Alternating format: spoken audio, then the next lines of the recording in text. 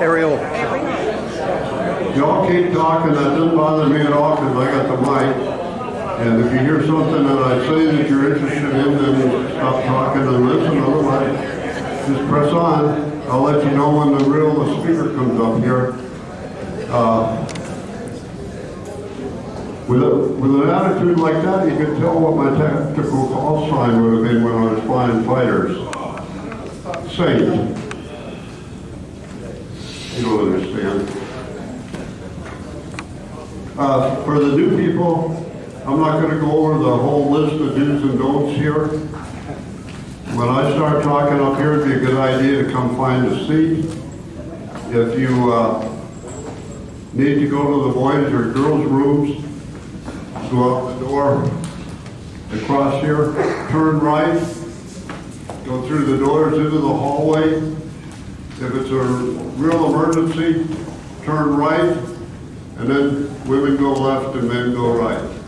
If you want to stroll a little bit, go look in the hallway, across the hallway or down the hallway. If you don't like our snack bar, there's a machines at the end of the hallway that have all the usual vending material in them.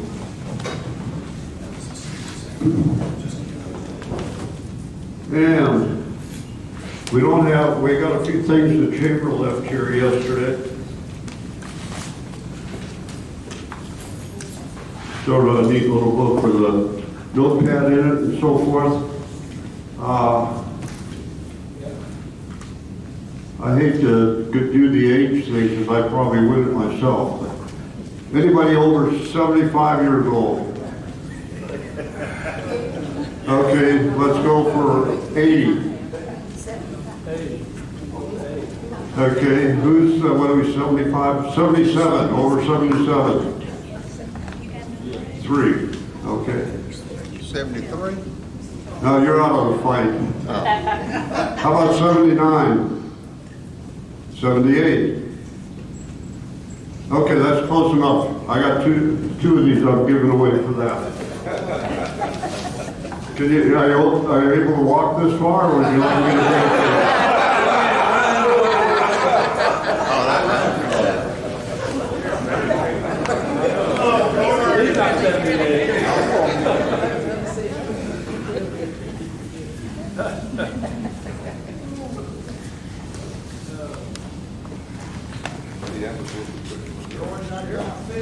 Okay, now that puts us down to 1.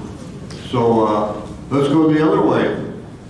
Anybody under 20? Under 30? Under 100? How about under 35? Surely we got somebody there. There is somebody coming who understands 15 years old. Not here yet, apparently, though. What's that, an alibi or what? I'm just passing along information. Well, yeah, we're talking about the people here. I'll tell you what, I want to get rid of this quick. Anybody in uniform? Oh yeah, there's one back there.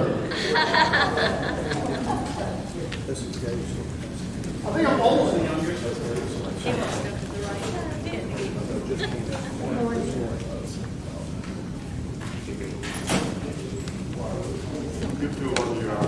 We'll do. Yeah, always give that to the Army. There's lieutenants who always need pins. That's why the That's engineers right. always take care of them. Eric is at 3rd Air Force, 3rd Air Force Army. I'm at AFSEN. I'm the Army guy who works for AFSEN. Right, okay. And they are hosted by the Air Force. And they brought a touch of class to Shaw Air Force Base, I have to tell you that. We got a new commissary, we got a new base exchange, all thanks to the 3rd Army moving in from Atlanta. They thought they could make Sumter into Atlanta. It didn't work. Anybody got any questions this morning? Okay, we got to clean up our act because Charles Baxley arrived. David Brewer said I could roll, Charles. Yes, sir. Sir, yes, sir. Okay, for the new people, this morning, same as we always do, I don't give a big bio. We just call on the person to come up and start talking. And if you look in your folder, you'll see the full bio on them. And on the back of the bio is a place for notes. And I do see that one of our longtime sponsors is represented this morning. That would be ProThrow Chevrolet Buick GMC. And if you drive into Manning on the regular roads, you'll go by their establishment on the left-hand side. And Jeannie ProThrow is here representing her brother and her mother and the rest of the establishment. Wave your hand.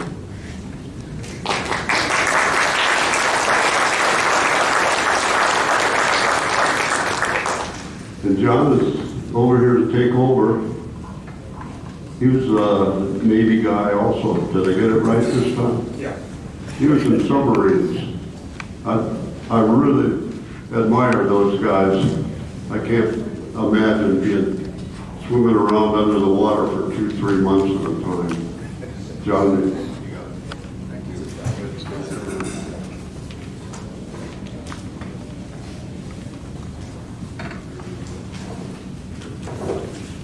Thanks very much. I thought I'd carry on the submarine theme just for a quick opening. I didn't think people would mind if I opened with a phrase from Lamentations. I love mornings, I love sunrise.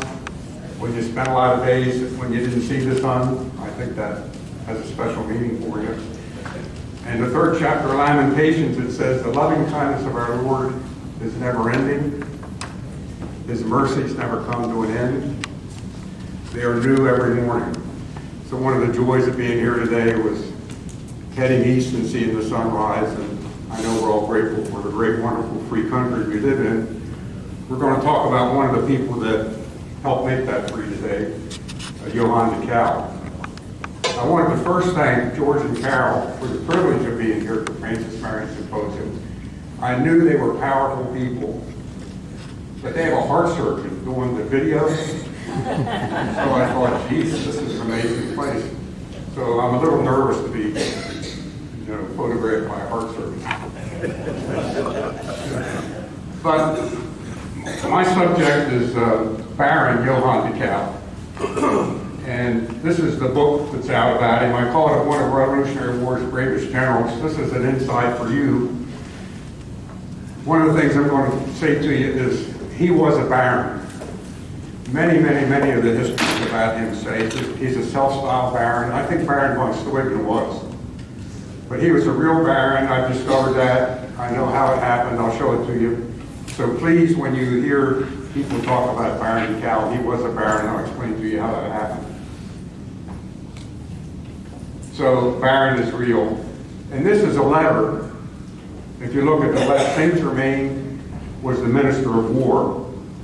Up at the right is Fontainebleau, which is Versailles, which is where the king's residence was in Paris, in France. 1776, a little bit after the Declaration of Independence, a little bit before Trenton and Princeton.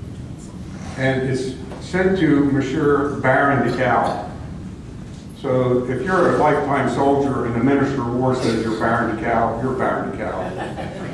And he was called Baron DeKolb from that moment on by Lafayette, by George Washington, by the French king, by the French counts that he worked with. So that's the one thing I wanted to get across. Now here's a wonderful statue that's in my home state of Maryland. Huzzah!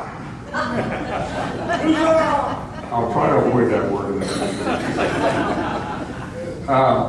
And, it's a very heroic rendering of this person. And I'm going to say a phrase now, and I'm going to try to do it at the end.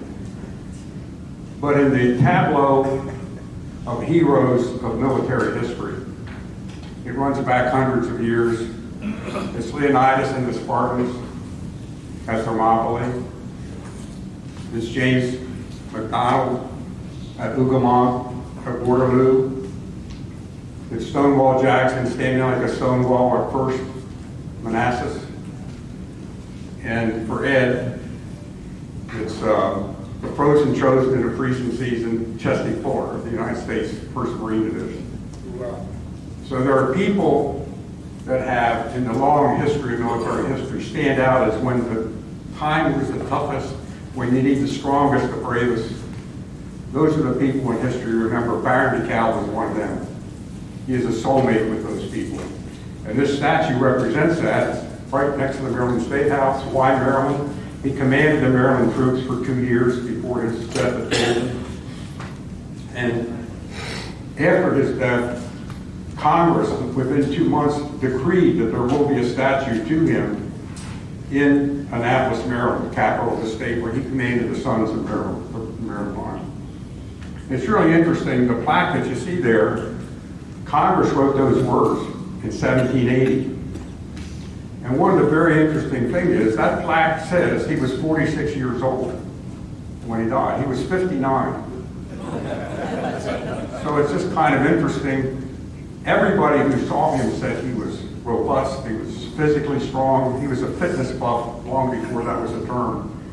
And his age was underestimated, and that's just very interesting. But it said he was performing great deeds of valor. So when you look at that, there's a strong right arm, there's a sword, he's out front, he's looking back over his right shoulder to call his troops forward, he's leading his troops forward against the enemy. His stride is strong, and that's an accurate representation.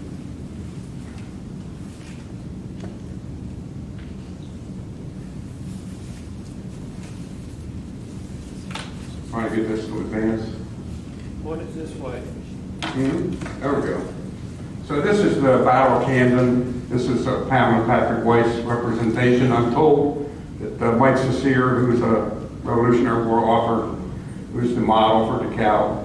But there he is in this battle in his heroic Armageddon, out front leading his troops against the British. And that's what you remember for here in the South.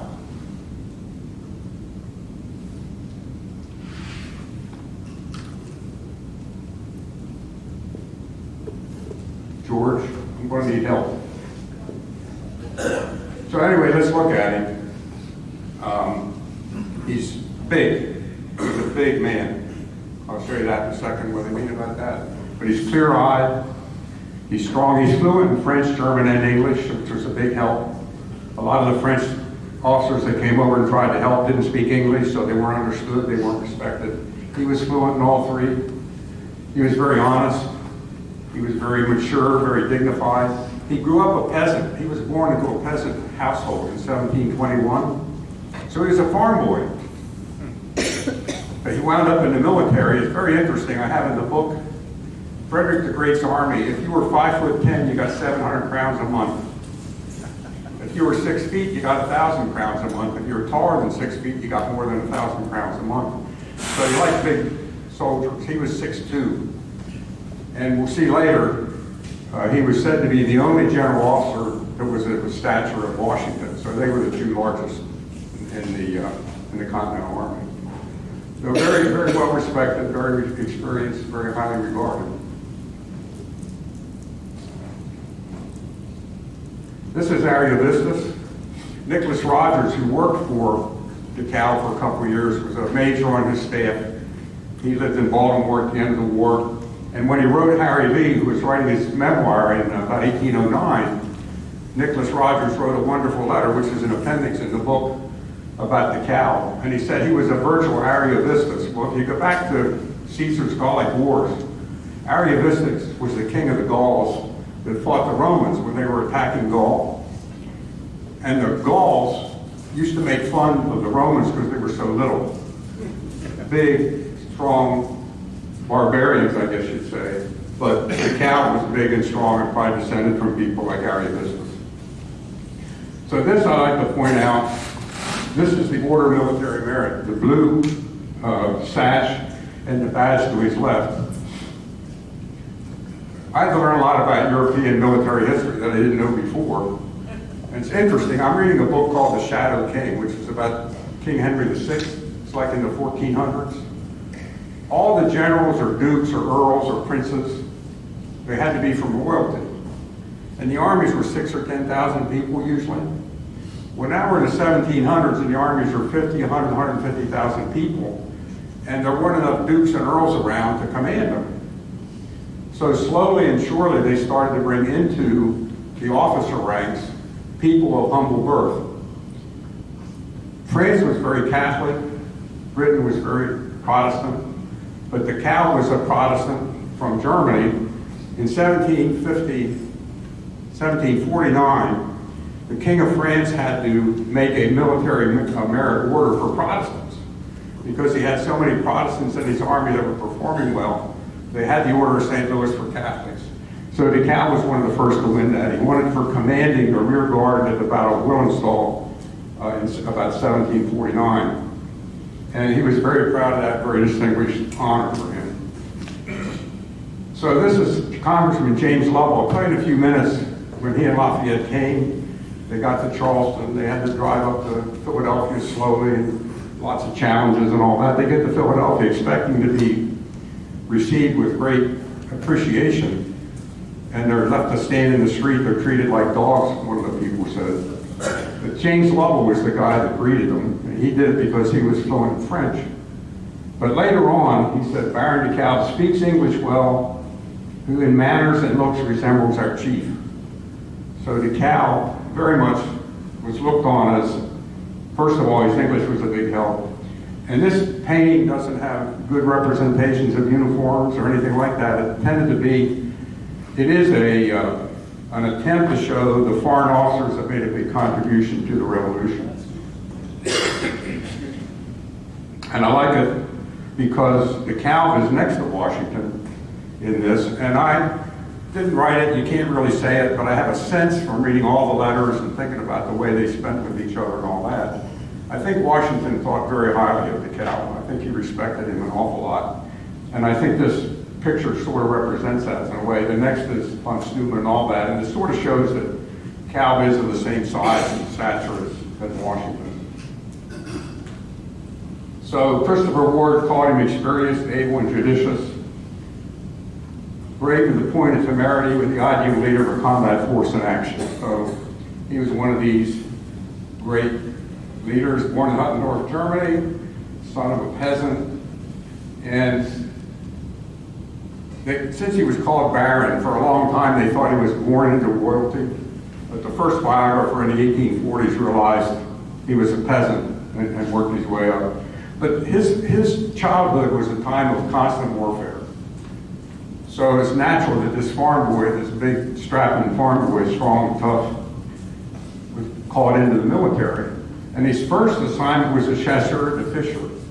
This is partisans. This is the first partisan corps in the European armies. And he winds up in there. Fisher was a groom. He handled the horses.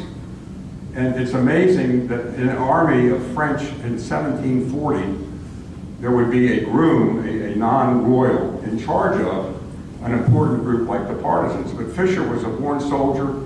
General Sachs recognized him right away. And Fisher commanded a groom, and DeKalb wound up working for him. Now, we're going to talk about DeKalb meeting with Francis Marion along the way in the Revolution. DeKalb instinctively understood Marion's partisan capabilities.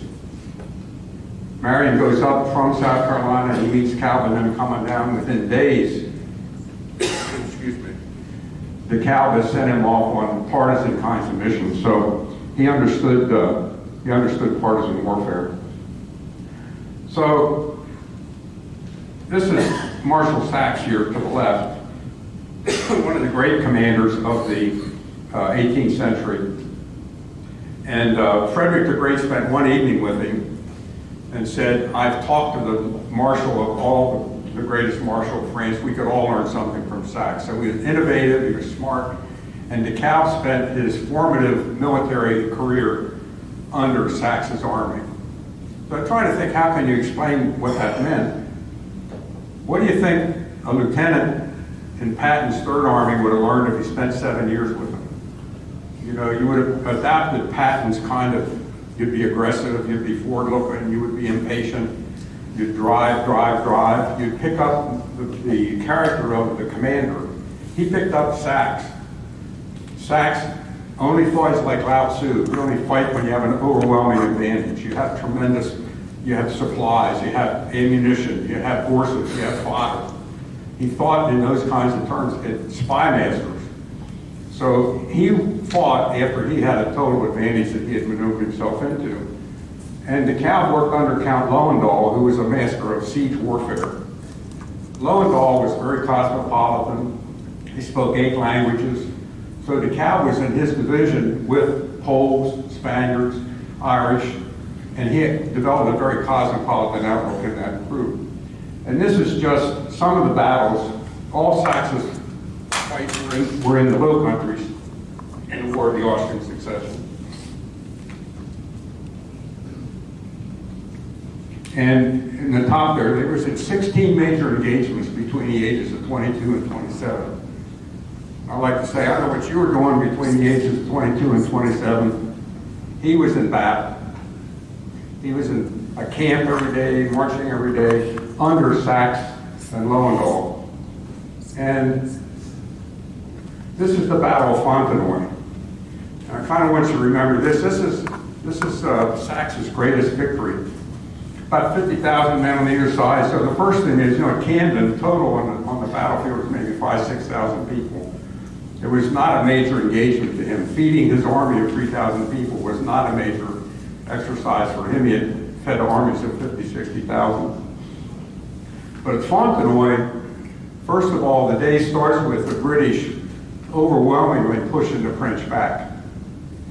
And Sax had dropsy, which is, it retained a lot of fluid. So he had a bullet that he had to chew in his mouth, and he had a special cart that carried him around the battlefield. But when the British broke the French line, he jumped off his cart, got on his horse, and went straight to the point of contact, leading his troops. And he rallied the French, and he brought all kinds of reinforcements from all over the field, and saved the day, and Fontenoy became his greatest victory. So this is a 26-year-old captain in that battle, and the word is the general, our top commander, leads at the front. He goes to the point of the most danger. He leads, and he leads us to victory. Think about that when you think about what DeKolb did at Camden. He grew up learning under Sax and Lowendahl with their principles. It's very interesting. Ed would love this. He wrote a paper between the wars, after the War of the Austrian Succession, 16 battles. He had seen that when the French sort of feinted toward Britain and looked like they might invade, the British pulled back immediately. So he said, we need a Marine Corps. This is a 27-year-old captain. And he wrote a paper that I would call the equivalent of a war college study. He had Louisburg in it, he had Quebec, he had Montreal, he had the West Indies. He knew the prevailing winds. He knew how many people were in each of those. And it's interesting, it kind of follows what Ed said. He said, we need the best sailors. He wanted sailors. But he said, we need Poles, we need Italians, we need Spaniards. Most of all, we need Irish. Why do we need Irish? They're Catholic. We're French, we're Catholic. And most of all, they hate the British. So that was part of his paper. Wild geese. Pardon? Wild geese. Well, I suppose that's true. And he had served with Irish under Lowendahl, so he understood that. But to me, the reason this is important is there's a 27-year-old captain. There is no war college. He just sat down and decided, I think we should consider this. And he wrote up this whole proposal for a French Marine Corps. And it was rejected. And his mentor said, well, you got to go to Madame Pompadour. If you can convince her we need a Marine Corps, probably you can get it. And he wouldn't do it. He just wouldn't play the political game. He just said, look, he went back to his command. But I think it's really important to understand this guy at 27 had the military understanding and education to really recommend a major change for the positive in the French military.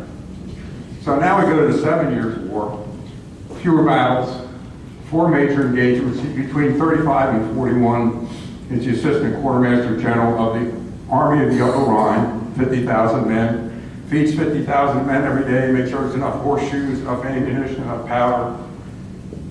That becomes his raison d'etre. He's a very good manager of a very complex situation. And this is interesting. You know, when you know the Battle of Camden, when he first hears that Cornwallis is up ahead, Otho Williams says, he said, well, has the general said to retreat the army? And I think that probably is something he said. Williams wrote down that he said it. When he heard Cornwallis was up ahead, he knew what that meant. He had been on the battlefield with Cornwallis and his troops before, twice in Europe, at Bellinghausen and Willenstall. And if you remember, Willenstall is the battle where he won the Order of Military Merit for commanding the rear guard. That's the other thing about Camden. He said somewhere along the line, we think, we should retreat the army, and there's people that say, well, you know, that was impossible, we couldn't have done it. He led the retreat of a 50,000 man army backing away from the British very successfully and got the Legion of Military Merit for it. He knew what he was doing. If he said to do that, he would have had a plan for how to do it. Von Steuben, by the way, fought for the Prussians at Rossbach, so DeKolb fought against von Steuben at Rossbach. At the 7 Years' War, he picked up something he hadn't had before, which was mentors who were members of royalty. This is the DeKolb brothers. If there are French scholars here, I'm not one. It's De Broglie, or how do you pronounce that? I'm not sure. I call them the Broglies. The one that left is the Duke, and the one on the right is the Count. But the point is, he now had influence at court. They knew him, they respected him, and they could help him with the king. So he retired in 1764 as a lieutenant colonel after 20 years. He, as assistant quartermaster, he had 50,000 livres, or 50,000 francs. So he had done well by the time of his retirement, probably in getting a commission on supplies to the army. And then he married Anne Elizabeth Emilie Robet. The Van Robets were Protestant. King Louis XIV had recruited their grandfather to come from Holland and set up a cotton manufactory, cloth manufactory, because France didn't have that. And the king gave him a monopoly on all the cloth woven in France. So the Robets were very wealthy, they were granted royalty. And when DeKalb was in Paris, he naturally met with the Protestants as his friends. They were married in the Dutch embassy, which was the only Protestant church in Paris. The other thing, probably, I'll see how you react to it, audiences react typically. DeKalb was 42 and his bride was 16. So that happened from time to time. But now he had 500,000 livres. It was known that the Robets were wealthy, and he now married into a family that made him very wealthy. 16 and 42, Dutch embassy.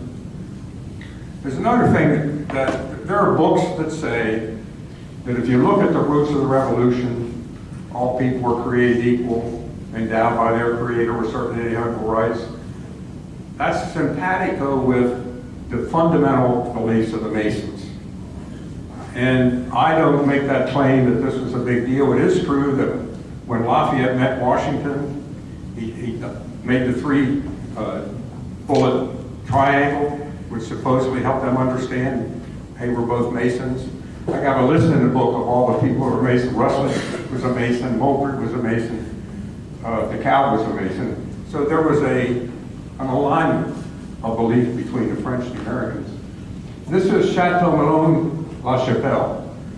As part of this great wealth and his new family, DeKalb bought this, which is 10 miles from Versailles. So it's in a very influential place. And I just found out recently, it's kind of fun, he has descendants still living in that building, that chateau. And they actually have the book now. So, but anyway, this is indicative of his wealth. We'll talk about when they were trying to get Lafayette to come to America. One of the comments is Lafayette and DeKalb in their sumptuous townhouses in Paris had great entertainment. So he was a wealthy guy by now. Now this is kind of interesting. He kept looking for assignments. He wanted to be a general. Now, you know, why did he come here to fight for us? And he didn't know. There's a letter, and there's several things in his mind. He was a soldier and he craved distinction. He didn't want to sit around and just grow trees and be a lord. He wanted to do things. He wanted to serve the king. He wanted to be a general officer. And he did believe in the freedom of man and the American cause. But which of those things was preeminent, he wasn't sure of. But back in 1767, these were his instructions. It's interesting, a thread that goes all throughout this before the war is, do the American need good engineers and artillery officers? And if there's any West Pointers here, in 1802 when they finally had a West Point, it was all about engineers mostly and artillery officers. It was the big weakness of the American Army. You know, those of you that know Alexander Hamilton, he had an artillery command out of University, Columbia University, King's College, I guess at that time. He had some young men trying to be cannoneers. Some ships went by up the Hudson River, and Hamilton, his cannoneers fired at him. One of the cannons blew up because they didn't know how to properly clean it after each shot, that kind of a thing. So we don't know. There's a quote in the book, Baron von Steuben said, Knox has no idea how to command artillery in the advance or in the retreat. So the Europeans had colleges, academies of artillery and engineering, and the French wanted to know, do we need that? Look at their fortified places, all that. So he went to Philadelphia. Now, how long does it take to get from Philadelphia to Princeton, New Jersey? Anybody have any idea today? Yeah, about 20 minutes? Yeah. Something like that? No, about an hour. An hour? Yeah. Okay. So we have 3 days. 3 days to get from Philadelphia to Princeton. There's 2 river crossings. So you just kind of think, how did they travel? He got over here 100 days across the ocean to come on this mission for the king, to spy really on America. And then he got on a raft, a ferry, and this is obviously not in, he did this in December. I just wanted to put this up. 9 men, 5 horses were on a ferry going to Staten Island. And it sank. It sank in December 9th. So it's freezing cold. They're up on an island. They can't move on it. 2 of the young men died on that day. He lost his military rank. He lost his money. He had a code book. He and the Minister of War used a French-English dictionary. The first number was the page, the second number was the line, the third number was the word. That's how they communicated in code. He lost that book. 2 men died. They get saved the next morning. The doctors come in, and DeKolb, everybody else, the 6 that survived, get around the fire and try to warm themselves and all that. DeKolb ate and slept under a blanket for 12 hours after pouring cold water on his feet. The doctor thought he was ridiculous. He's the only one there that didn't lose a limb based on frostbite. So I think this shows his robustness. The other thing that happened is within 3 days he had money, he had a code book, he was back in business. So this was a doer. So he found a bunch of things. He could tell America was going to be free someday. This is 10 years before the revolution. Everybody here has such a spirit of independence and even license. An independent state will certainly come forth in time. He went up to Boston. Oh, he found out in 1767, boy, they talk fast in New York.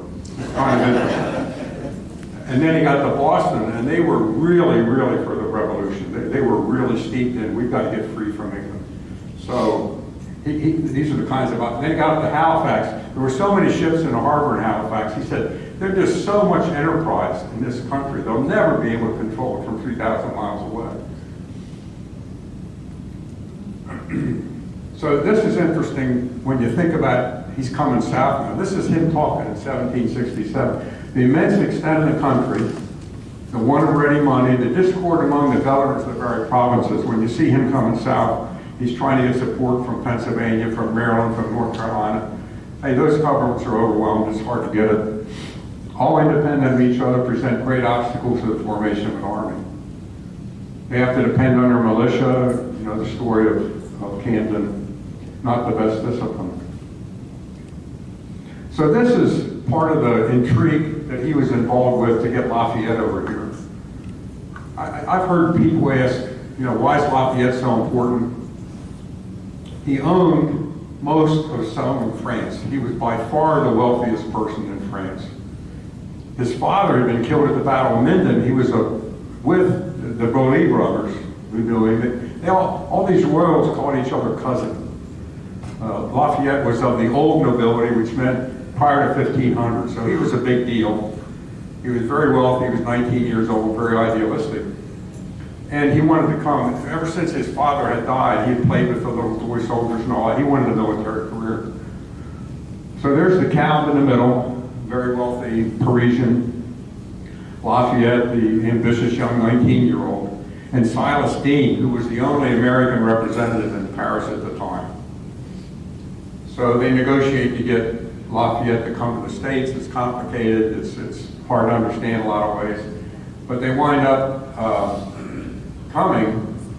There's a couple of false starts, but this is what's happening in negotiating. I told you how he's a baron. So Monday on November 4th, DeKolb is at Versailles, and he's granted the leave by the Minister of War. This is the day that letter he saw, "You're Baron DeKolb." So he's a baron. On Tuesday, he and Broglie visit Silas Deane twice. On Wednesday, DeKolb receives a commission, which he'd wanted his whole life as Brigadier General, but it's of the colonies. It's not of the main French army, it's Brigadier General of the colonies. And then on Thursday, November 7th, he gets a commission from Deane as a Major General in the American Army.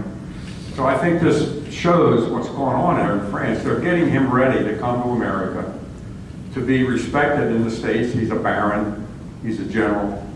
They're dressing him up to make sure that the Americans pay heed to him. Now, along with what, you go back there, what's happening in November 1776? Well, we're getting kicked off of Long Island, we're getting kicked across New Jersey. Things are not looking good. The French think the Americans will never win without a French general. So DeKolb comes with instructions from the Count de Broglie that the Count will replace Washington. So he has that in his hip pocket. And nobody knew this until the 1850s, when this biographer Cap discovered this in Kolb's papers. But DeKolb nixed it immediately. He's a soldier's soldier. He called him like he saw him, no matter what the consequences. His mentor, the person that put him in the position that he's in, said, "I want to replace Washington." And as soon as DeKolb saw Washington, he said, "This will never work. This will never work."